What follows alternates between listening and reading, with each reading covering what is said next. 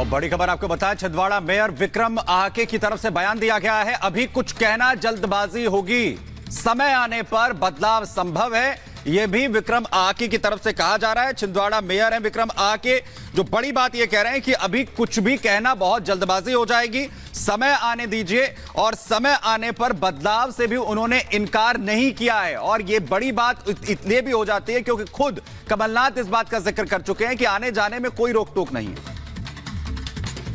कमलनाथ जी और नकुलनाथ जी बड़े लीडर हैं और उन्होंने अगर किसी प्रकार का कोई निर्णय करने की सोचा है तो निश्चित तौर पर बहुत छिंदवाड़ा के विकास को मुद्दे को लेकर और छिंदवाड़ा की आम जनमानस की भावनाओं को ख्याल में रखते हुए, हमारे हजारों कार्यकर्ताओं की भावनाओं को ख्याल में रखते हुए उन्होंने निर्णय लेने की सोचा हो। देखिए, कमलनाथ जी और नकुलनाथ जी ने विकास की राजनीति की है और जहां कमलनाथ जी और नकुलनाथ जी रहेंगे, हम भी निसंदेह उनके साथ हमेशा, जैसी भी परिस्थितियां हम उनके साथ हैं। की बार एनडीए सरकार 400 पार।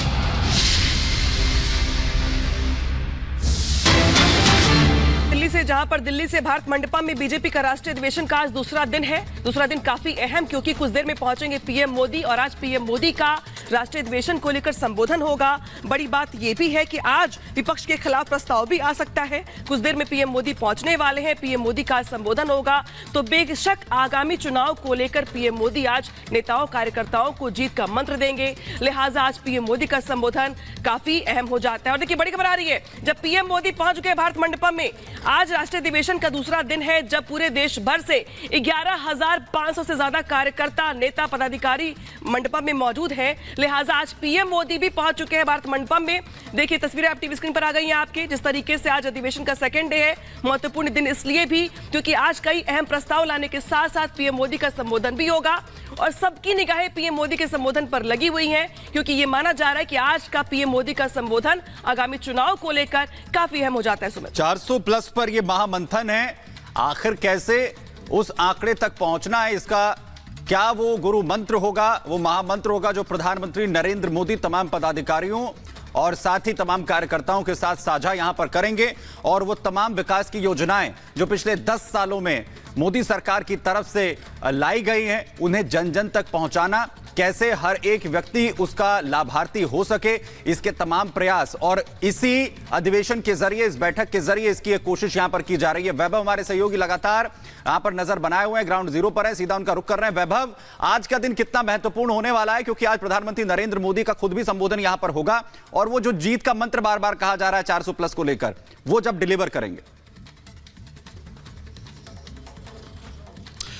देखो सुमित, और सबकी नजरें इसी पर टिकी हुई हैं कि प्रधानमंत्री आज जब अपने राष्ट्रीय संबोधन में संबोधित करेंगे तमाम अपने पदाधिकारियों को, तो वो कहने क्या वाले हैं और जो जीत का मंत्र देंगे, उस जीत के मंत्र में उन किन शब्दों को पिरोएंगे। क्योंकि प्रधानमंत्री जो है वो अमूमन जब भी कभी भी पार्टी के पदाधिकारियों को संबोधित करते हैं, उसके बाद जो पार्टी के पदाधिकारी होते हैं उनके अंदर ऊर्जा जो है वो दोगुनी हो जाती है। तमाम पदाधिकारी भी हमारे साथ मौजूद हैं।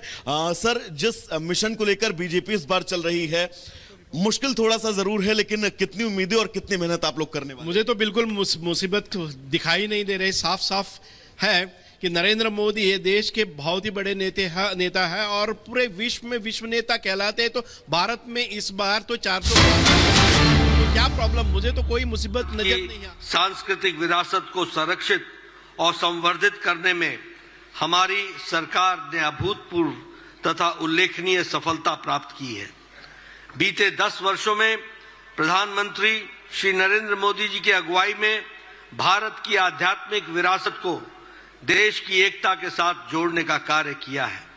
धर्म के प्रति अटूट प्रतिबद्धता के जरिए से उन्होंने कई ऐसे कार्यक्रम शुरू किए जो भारत को उज्जवल भविष्य की ओर ले जा रहे हैं।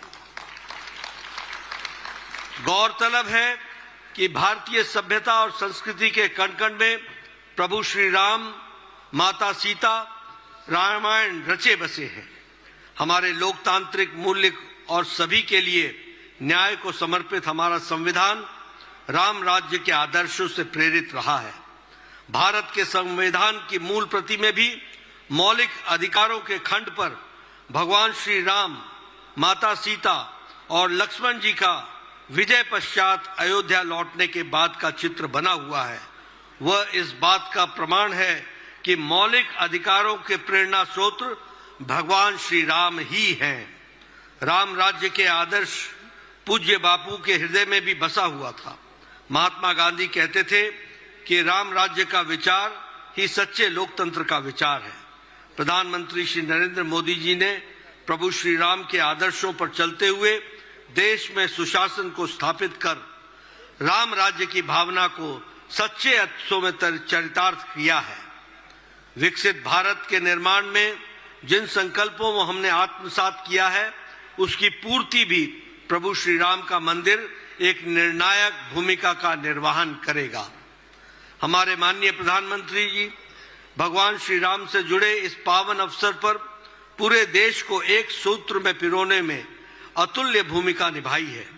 उन्होंने श्री राम लला के विग्रह की प्राण प्रतिष्ठा के अनुष्ठान के लिए पूरे समर्पित भाव से कठिन यम नियमों का पालन किया है। इस दौरान वे नासिक के लेपाक्षी और त्रिप्रयाग से लेकर रामेश्वरम तक प्रभु श्री राम से जुड़े महत्वपूर्ण तीर्थ स्थानों पर भी गए और राष्ट्रीय एकता का संदेश दिया। इस यात्रा से एक अद्भुत आध्यात्मिक चेतना की जागृति समग्र जनमानस में हुई है। माननीय प्रधानमंत्री श्री नरेंद्र मोदी जी ने इस अनुष्ठान में शामिल होने की इसकी गरिमा व पवित्रता पर विशेष ध्यान रखा है। ऐसे इस ऐतिहासिक अद्भुत संकल्प की सिद्धि माननीय प्रधानमंत्री मोदी जी ने के प्रयासों से उनकी तपस्या के लिए यह महाअधिवेशन प्रधानमंत्री जी को साधुवाद देता है और साधुवाद करता है।